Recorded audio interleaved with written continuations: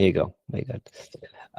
So yeah, thanks everyone for coming. As I said, we should have more people coming in. Like I'm expecting a few more, depending on the availability for sure. But good to have you two at least, and to have Raja as well joining and presenting AuditOne today, but specifically on the topic of security and audit. Specifically for Web3 gaming, but happy to extend the scope of what you're going to be able to talk about for Raja. But thanks to the AuditOne team and yourself to make the time to present. It's always very valuable to work on specific intros as the BGA, especially with Adrien, part of your team, when we're having a few questions from members about security and audit, and it's always good to work on some introductions, so we could benefit from what you do and how you can help game companies and other companies as well. So yeah, stage is yours. Happy to be with you for the next few minutes, 50 minutes. And as I said, usually everyone knows that if you want to ask a question, you can definitely raise your hands and I would give you, let's say, the mic. But if I see also your question in the chat, happy to answer the question as well. So yeah, if you're ready, Raja, the stage is yours. Thank you for the invitation. So let me begin. So good morning or good afternoon, whatever it is in your time zone right now. So welcome to the session on security strategies for Web3 gaming companies. Before I get into the topic, like little intro about AuditOne and about me. So myself, CTO and co-founder at AuditOne. It's a German-based cybersecurity firm where we do cybersecurity security audits for blockchain companies, and also host bug bounty programs for Web3, as well as currently we are also building a product for ISO operating system. So this is something we do. And then till now, we have dealt with almost 100 plus audits and secured more than 4 billion TVL on chain. So this is in short about AuditOne and me. So coming to this workshop, you guys are already from Web3 gaming, so this is also one of the zones which is really interesting and exciting, because this is where the combination of games, and when blockchain is involved, there is money and also ownership involved. And this is something which makes people excited to be driven towards it. At the same time, the hackers are also waiting to attack these zones. And this is also one of the most attacked sectors in crypto, is what we identified. And based on the audits that we have done till date, there are Web3 game audits even. So I'll be trying to share those experiences, or most of the attacks that we have seen, or let's say exploits that could be possibly seen in those contracts. So that's something we'll focus on in this session. And the session is not about how Web3 gaming companies can design security in a way that it actually scales, but let's say ultimately we want to make sure that you're gonna scale, not just pass an audit kind of stuff here. So let me jump to the next slide. So the agenda is here. So we'll just try to understand the current GameFi security landscape, where exactly the attacks happen. So these are all the attacks accumulated from the market scenarios, and also the exploits that our auditors have found out during their audits.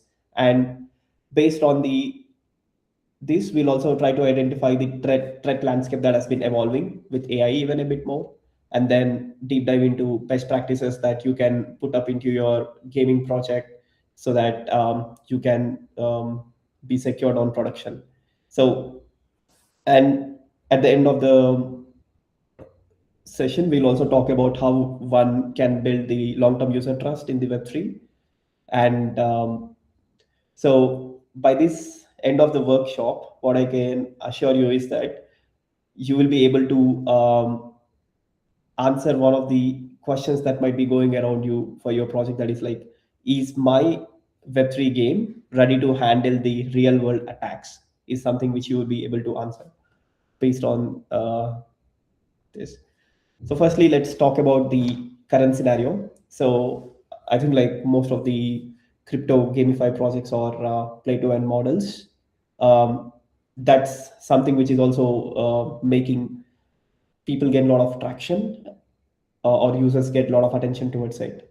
And there is an interesting stat which talks about the market cap for the game projects. It's around 10.7 billion. So it's a attractive figure. That's what hackers are also waiting for to get into this zone, because of this attractive figure and also the transactions. If you see, there are like around 15 million transactions happening with 4 million active users in the crypto gaming every day. At the same time, when the technology rises, or let's say when the people are getting more attention and the money is involved, the security concerns are also rising. And smart contracts is just one angle of it. But let's say the most recent hacks is something, when we analyzed, we understood that 70% of this don't touch the smart contract code, but they get beyond that, finding the attack vectors in front ends and also wallets and also the infra. Because whenever we see most of the gamify projects, they try to separate the game logic and the assets logic separately. And then when these two components are separated, and also there is a lot of front end criteria involved here, there is a lot of attack vectors or attack surface left for the hackers to be get into that zone and hack it kind of. So, and also one more interesting fact what we observed is like, gamers mostly are not crypto native. They are prone to social engineering attacks too. This is also one of the interesting stat we found, that where the gamify projects need to focus on how do they enable security for non-crypto guys, so that the space could be much more secured kind of. And previously, whenever we used to talk about security, it was always a question of, okay, how technically solid the project is going to be if we are secured enough. But now, if you want to grow your business, it has become a mandatory requirement as a part of business survival, that security should be taken care of, and you need to project how secured you are to the market, that will also build the user trust. This is the current scenario around the gamify, and then why the security is important. And then we talk about the key challenges here. uh, Although I told like most of the attacks, the 70% of the attacks happen via the other interfaces, but 30% of them are still focused on smart contracts, um, where the very common bugs like reentrancy ones, logical errors, and the upgrade issues still happen. Because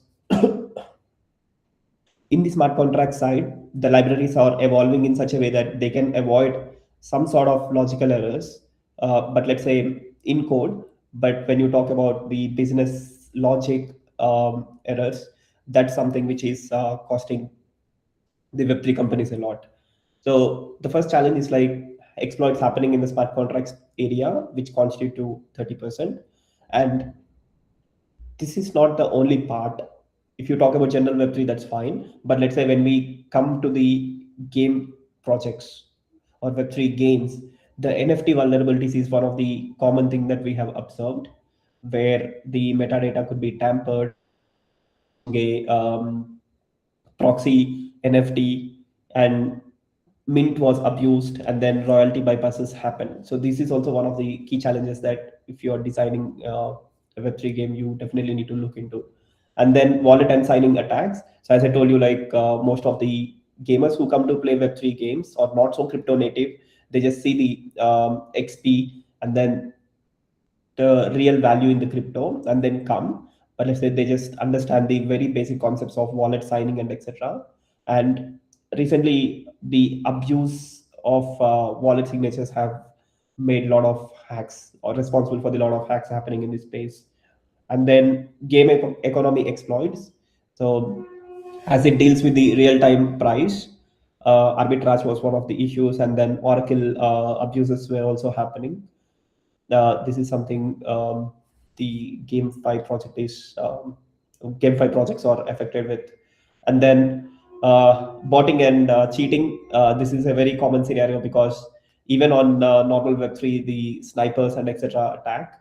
So if it is a game, obviously, even if it is Web2 or Web3, uh, and there is a real value involved, the bots is something which are involved a lot, even in order to exploit the logics present on chain and off chain, even both, because one part of games stand on chain and the other part of the games might stand off chain, depends on the game, but still there is a high chance that botting and cheating could literally be much more challenging in this space. And then bridges and cross chain risks also most common. It's like one of the top one, I can say. So based on these challenges, if let's say Web3 company wants to start their security hardening since day one, this is the first step I recommend for any organization to start with, because if you can understand your threat landscape, then you can design your security gates so that you are very much protected from the day one. So I just came up with the common attack surfaces or the common attack vectors that could be possible in the Web3 gaming. The first one is like the fake game websites draining wallets via permit abuse. So if you talk about this scenario today, website design has become much easier with the AI. One can directly go to Vercel, and I can even copy the Microsoft site. The same way, copying a game site is not a bigger thing now. So somebody can go develop the code very similar to the game that you have developed, and then if there is a non-crypto user, and the social engineering is applied there, like user can come and then he always sees that okay, it's obviously following the same steps of wallet signatures, getting the funds and etc. But one day he would definitely be losing all the funds even with the abuse happening. So fake game websites is one common threat landscape that has been evolved a lot with AI in place today. And then the second thing is like Discord or Twitter compromised links. This is also one of the common things happening before AI boom too. So a lot of users join because the game or Web3 runs mostly on community. The community could be easily abused with the wrong malicious links sent over the Discord or Twitter, or even when the credentials are compromised, um, one link could literally destroy the full community. So this is one of the second threat that every Web3 gaming company should consider, because they run on communities. Always secure your Discord and Twitter in much better way, and then have tools in place that could avoid the bot activity or that could avoid the links being sent. And recently, I was talking to my co-founder. He was saying that most of the Discord communities these days are trying to maintain read-only public channels, like let's say, so that the malicious links or the spam could be mostly avoided, kind of. So this kind of technique could be adopted in order to overcome these sort of threats.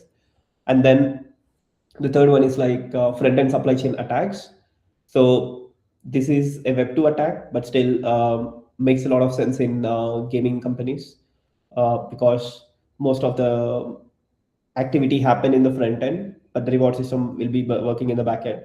So someone can easily abuse this. So there is a tamper CDN and the injected scripts which come from Web2, but this could be easily avoided by pen testing kind of scenarios.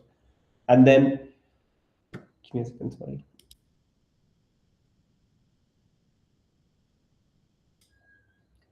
And also, if you talk about the upgradable contracts and admin key compromise, if you look at generic Web3 scenario of attacks, or let's say hacks happened recently, or Bybit, if you take the biggest hack that happened in the Web3 space, the admin key compromise was one of the major issues.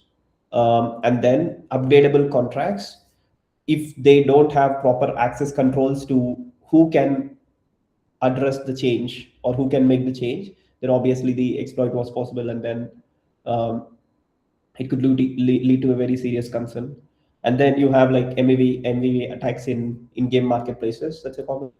And then civil attacks when reward systems and airdrops are more included. So there is a question. Yeah, on my side, I was wondering if you prefer to have the question at the end, but based on just what you just said, like I'm aware of what is MEV, but I never see MEV being part of the conversation around in-game marketplaces. Could you maybe explain what it is? Yeah, sure. Maybe like I can take it at the end then. Okay, Yeah. cool. Let's go. Thank you. Cool. Uh,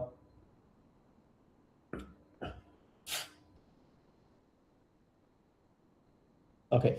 So based on the threat landscape that you have, here are some of the best practices that one can take up as a part of any Web3 company building smart contracts, or let's say from the day one of your development to post deployment. So here is the cycle that you always need to deal with from the deployment to the post deployment, what needs to be done. So during the development phase, the two strategies that you can follow is like the first one, follow the security by design principle, in the sense like start with your threat landscape, understand the risks that your logic would face in the future, and then start designing your code in such a way that it's exploit free kind of. So you think of the exploit scenarios that could happen, and then go ahead with what could be um, the possible solutions or the edge cases that you can build from the day one. And then along with that, if you want to avoid some sort of logical issues, then you can also use the automated tools where the general vulnerabilities that are known in the space could be easily detected.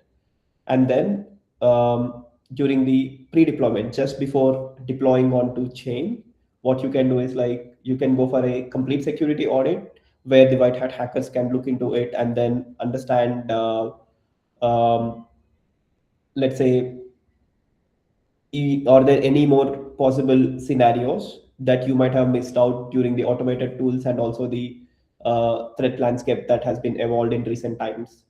And then in order to make the continuous monitoring, you can always choose the bug bounties so that the security engineers will obviously be looking into it, and then you get updated with the new library updates. And then even the library updates has the changes that could lead to exploits, you'll be notified kind of from the security team ongoing monitoring.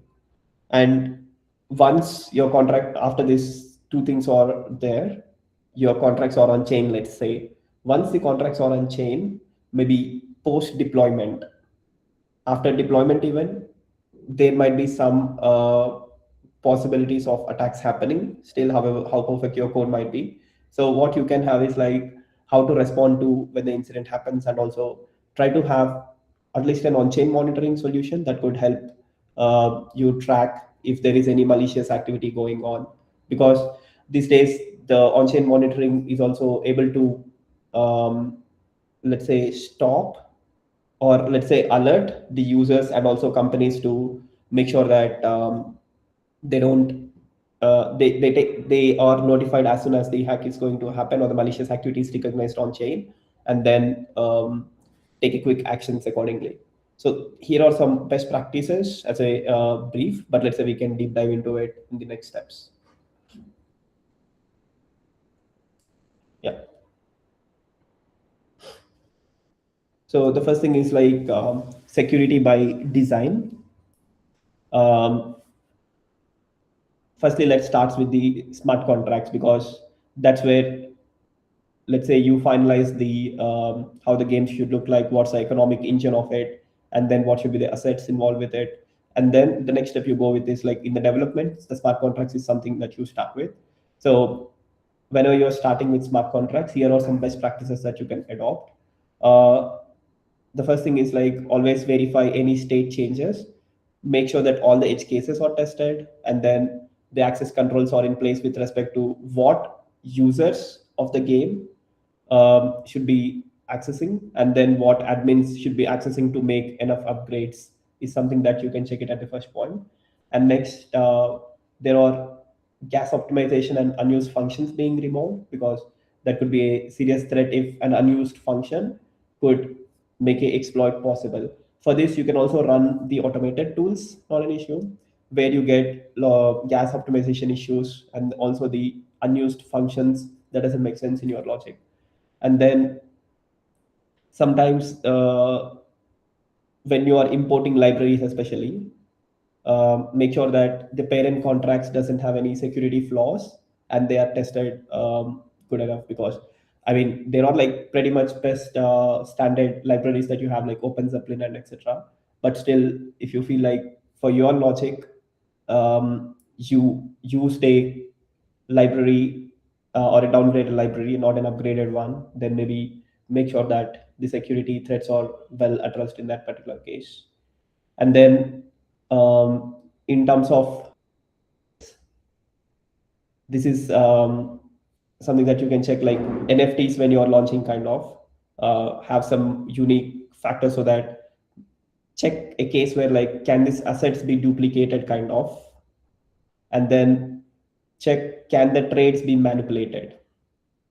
Okay, so always have your assets as unique as possible, and then make sure they can't be duplicated on chain. And then trades manipulation is something that you need to check for, and then we can talk about maybe in the last related to this.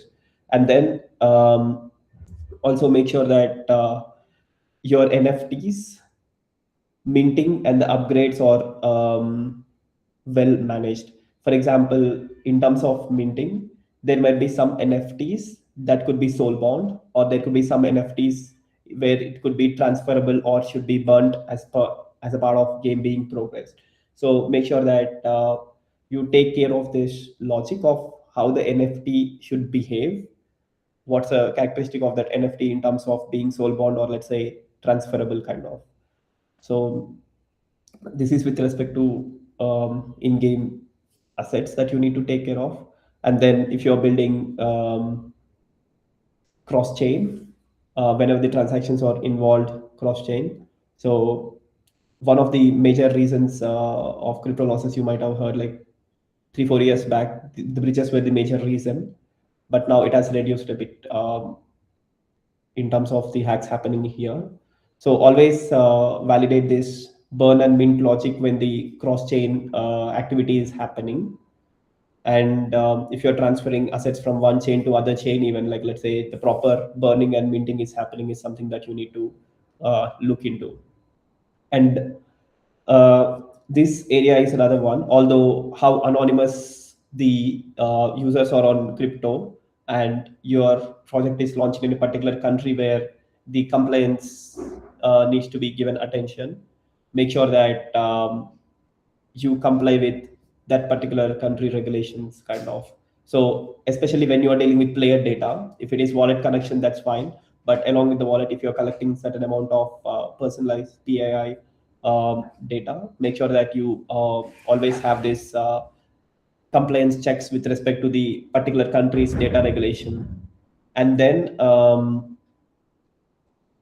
the front end, the most common attacks is something that you can look into, like DDoS attacks and DOS attacks. So this is something which you can configure it in the front end better, so that you can avoid it. And then the metadata for the NFTs needs to be secured. Let's say if you are using solution to secure your metadata, or let's say off-chain solution to secure your metadata or keep track of it, make sure that this data is secured kind of.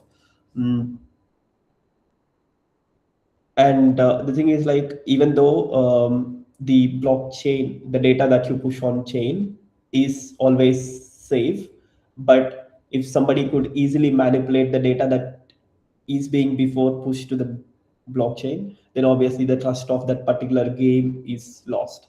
So this is where you can look into. So in these two slides, what we discussed is like, when you're considering security by design, make sure that here are some of the aspects that needs to be definitely taken care of. And then there will be like more aspects even based on the threat landscape that is being evolved.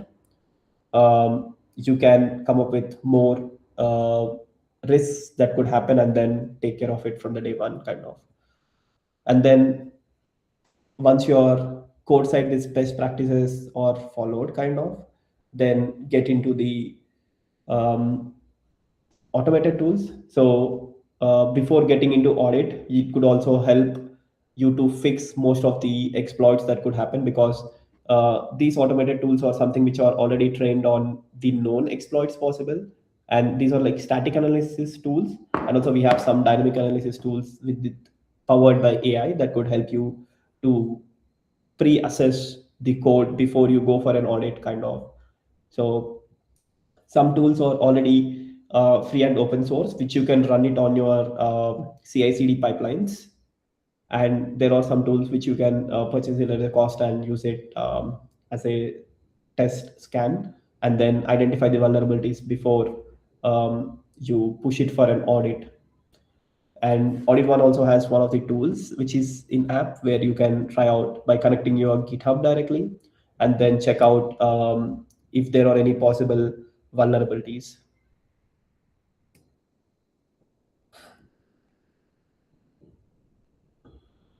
And then once the automated testing is done, so this is all you can take care during the development part itself. And then let's get into the security audits part. um, in terms of the security best practices pre-deployment, once your development is done, you are aware of the known issues and you feel confident that your economic engine is running well, and then your most of the vulnerabilities that are known in the space with the automated tools are identified and fixed. um, Now you can look into a security audit, where auditors who just think like hackers, white hat hackers, could literally check into your code. Vulnerabilities, some best practices with respect to how to choose or how to get your security audit done is like, first, try to find an auditor, um, I mean, group of auditors, at least one of them who is literally into the domain of auditing your core economic contracts, in the sense like how your game economy should run with respect to XP, or let's say the NFTs that you're going to give, in-game assets, how they should be handled. So that thing should definitely be taken care of. And then look for a audit where multiple auditors are involved, because always the one person's I might miss out some perspectives. So if it is looked by multiple people, then there might be a chance that um, it's much more secure. And then once your audit is done, um, you can publish the audit report, because this is something which builds the trust in users even. uh, and if you see, like, there is one group of people who literally trust so much in Web3, and there is one group of people who want to get into zone of Web3 but a bit scared because of the trust issues. So this audit reports is something which could establish trust of pulling more customers into Web3, even by creating awareness of how secure a particular game is or a project is. So this is something that you can do. And then audit is not just one time job. Whenever you want to upgrade your contract or want to release a new feature, try to re-audit, because one logic change, if there is a dependencies on the previous ones, or else let's say if they're going to adversely affect the smart contracts, definitely they should be looked into for security. And never ship updates without review. So this is something we say. And then um, we always think that once the audit is done, the project is completely secured. It's not the case anytime, because it's just a baseline security that you're setting up. And then with the evolving landscape of threats as well as the on-chain attacks, there's no guarantee that your protocol couldn't be hacked, kind of. So the security should be a continuous process. And then a little flex on what AuditOne has done till it has been presented on the right side. But we have also, I have also brought one of the interesting case study from AuditOne. Here is a link. I can share it in the channel even. I can share it in the chat channel here. So we have done audit for Dark Mythos, one of the Web3 games, German-based Web3 games, and we have done almost like 5 audits for them, with every feature being released newly. So this could be a possible good example where you guys can also start to think about what went wrong with them and how they resolved it, so that you don't make such mistakes even. And in this, most of the let's say the issues found were with respect to NFT metadata manipulation, and then some economic logic issues were present. Maybe like you can look into the report, I can share this, and then it will be helpful so that you can also set such a baseline not to repeat those mistakes.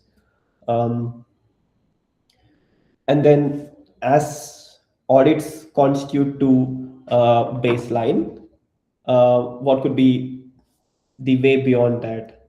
So the next thing is like once the deployment is done, or let's say even before the deployment is done, you can do an audit contest or a bug bounty program to allow white hat hackers to continuously monitor it.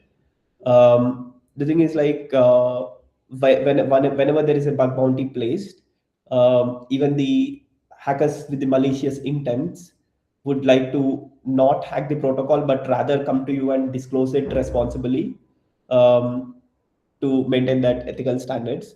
So that's something which could be done by the companies. So bug bounty program would literally add value, and also it sets a standard in the users even, saying that this company literally cares about continuous security, um, and then get into let's say whenever the hack happens, they respond in time by fixing it and then distributing bounty. That's fine. And whenever you are placing bug bounty, here are some best practices that you can do. Always make sure that rewards should match the impact. And if this bug bounty or let's say white hat are ignored, this might lead to a public exploits. And then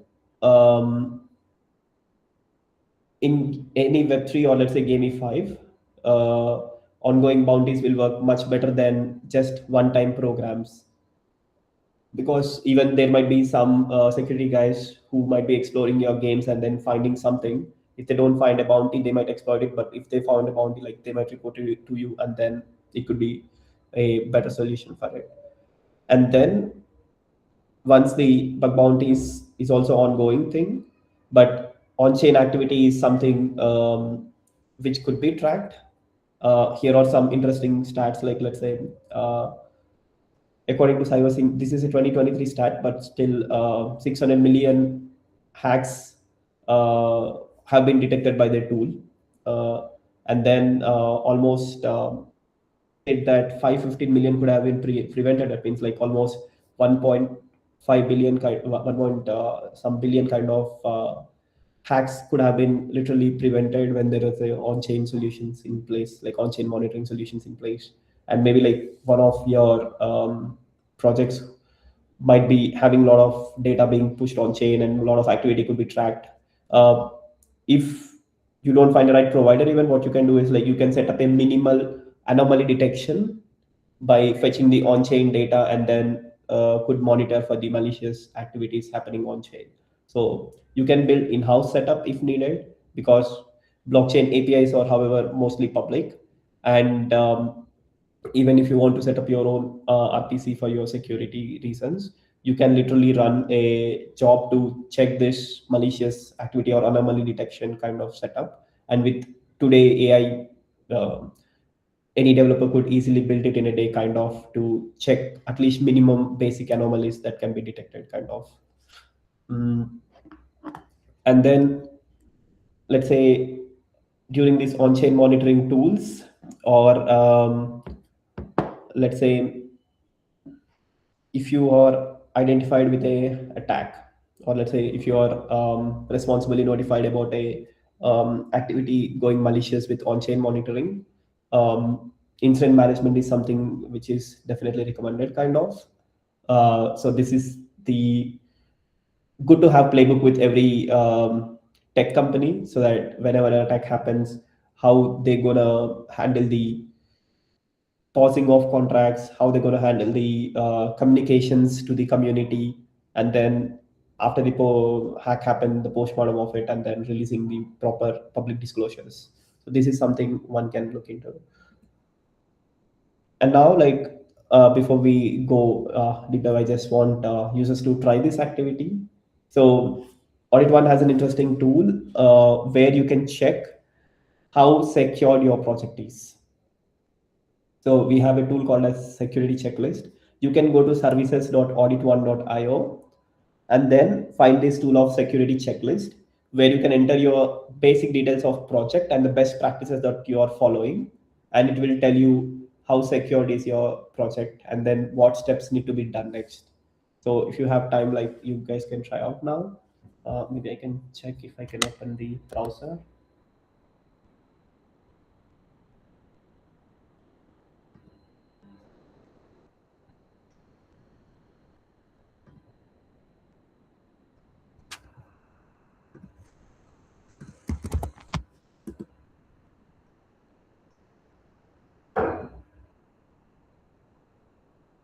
Here you have the security checklist in services.auditone.io. I can share this link. And if you have already started development of your Web3 project, like try out this tool and check how secure it is, kind of. I'll just go this quickly. So is your project a fork? So if you are doing a fork of already well-audited project, then your security is considered to be a bit better. Can do use static analysis. So this is somewhere you can find the vulnerabilities that are known in the space. Do you use multisig? No. Okay. And you can check, like if you are already deployed, how many audits you have conducted, how many bug bounties you have, and then is there any pen testing? Do you have any on-chain monitoring and response plan? So it's just like quick check of checklist of what needs to be done as a part of security practices. So you can just submit and you get a report on it, how secured and what needs to be done. So you can see, like it says 62% because the best score was in development phase because it's a fork project, and then we're following the security by design principles. And then pre-deployment, there were 2 audits and 1 bug bounty in place, and post-deployment phase, only we have like on-chain monitoring but no incident plan. So you can also check out for your project and let us know like what's the score there. Let me start sharing again.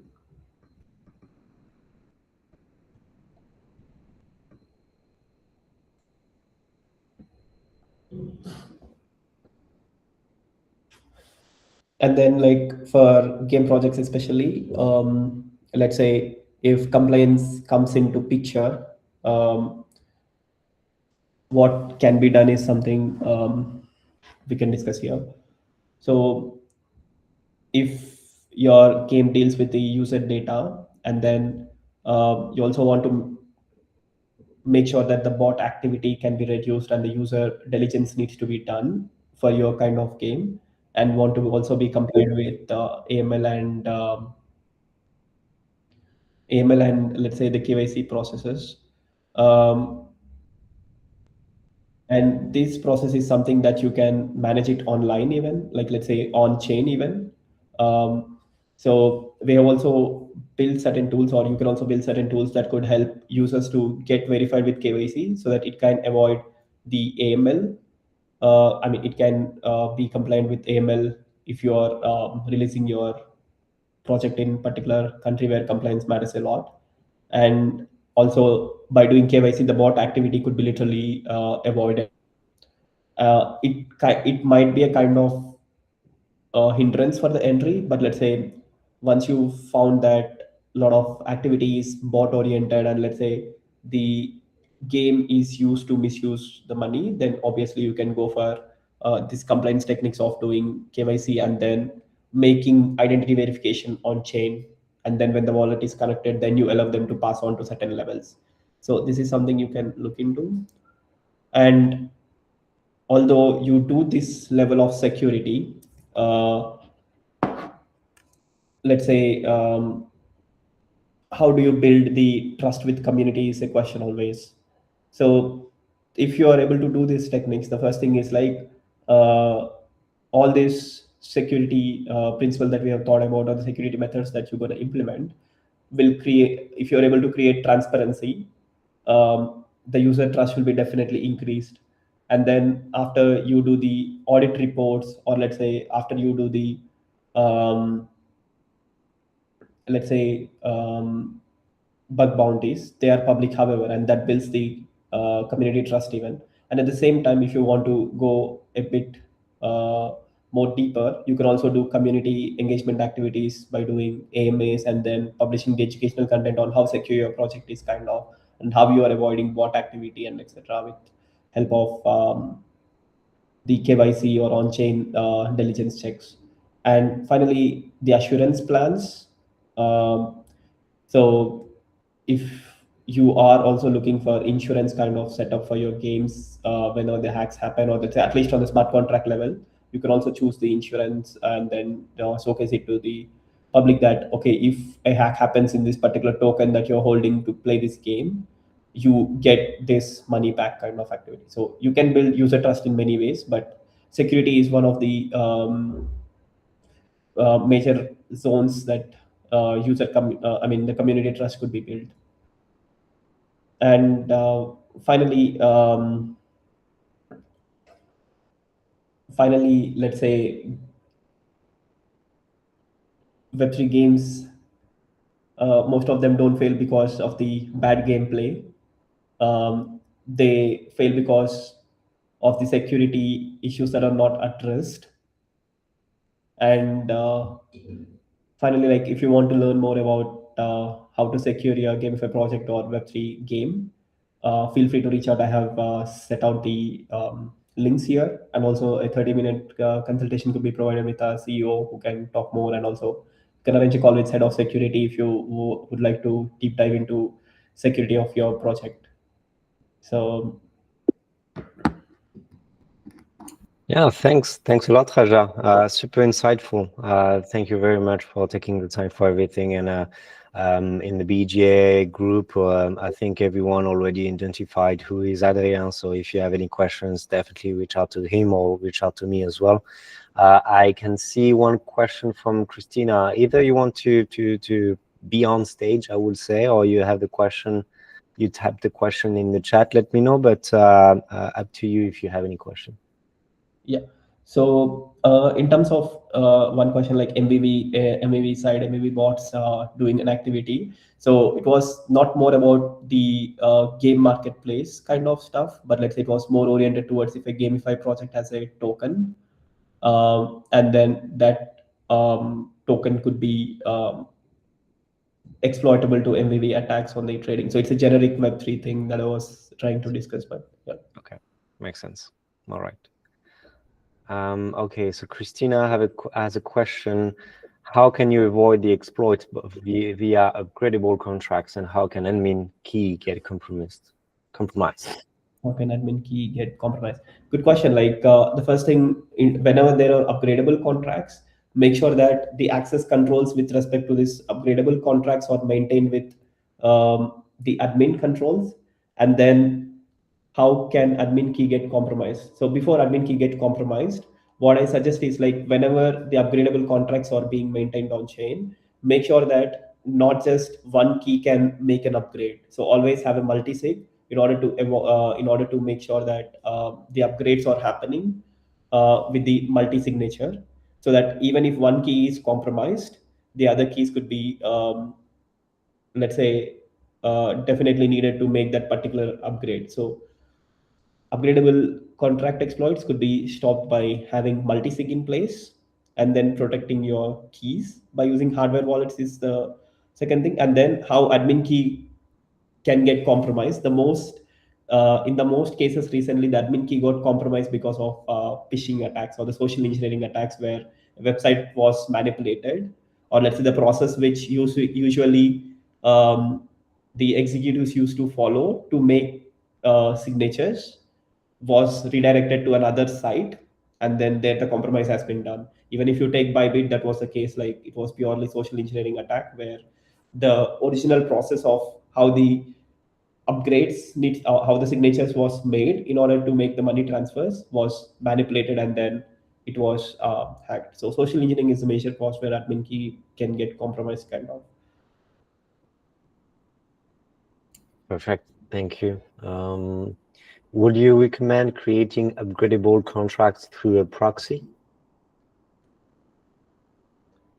Okay, you would recommend creating upgradable contracts through a proxy? Yes, that's a good approach, even, like, because although your main contracts stay on the okay, let's say the main addresses that stay with the contract execution, or let's say the main logic that is on the front end part is different from the proxy. Yeah, it makes a lot of sense there. Yeah, we also do the same way. Like, let's say even the AuditOne has some smart contracts. We always try to do it via proxy, and the proxy address is something which is not so disclosed or open to public even. And then and also we make sure, although we have proxy, the additional layer we keep, like, upgrades can only be done with multi-sig. Super cool. Love it. Thank you, Christina, for the question. If you have any others, feel free to publish it. Let me know, Raja, if you, I may have some trouble in my internet connection. If it does, sorry for that. But the other question I had is, game companies specifically working in Web3, they have these issues of what chains should I build on? Because it seems like they are trying to build on chain depending on different incentives, which could be financial incentive, and we know that, which might not be ideal, I know, but we are very much in a situation where there is fragmentation of chains, even in one game. So do you feel like putting some security into one game will actually deliver on multiple chains could be a problem, could be challenging? The thing is, like, whenever you're building on one chain and then want to launch on other chains, obviously the security for one chain, if you're ensuring, that's fine. But let's say when you go launch it on other chains, there are like two ways to do it. Like, either you launch it as a fork project, or else, let's say, you launch it as a bridge one, bridge your tokens and then do the stuff. So whenever you are bridging, 3-4 years back, it was a huge case of attacks happening because the bridge protocols were not that Yeah. great, but they are good enough, kind of. But let's say, still, if you are doing that multi-chain stuff, even, like, make sure you have this audit done in terms of both the chains, how the things work. Okay. Sounds good. All right. The last question I got for you was, we have different type of companies, game companies building. The one who actually have some sort of education around how to use blockchain as a company. The others pretty much rely on a company which could build blockchain for them.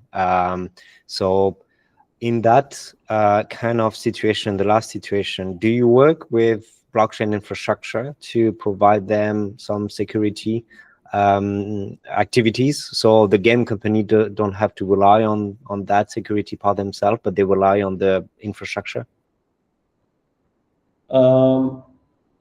No, actually, we haven't explored that zone in terms of infrastructure, but we deal mostly with the smart contract side.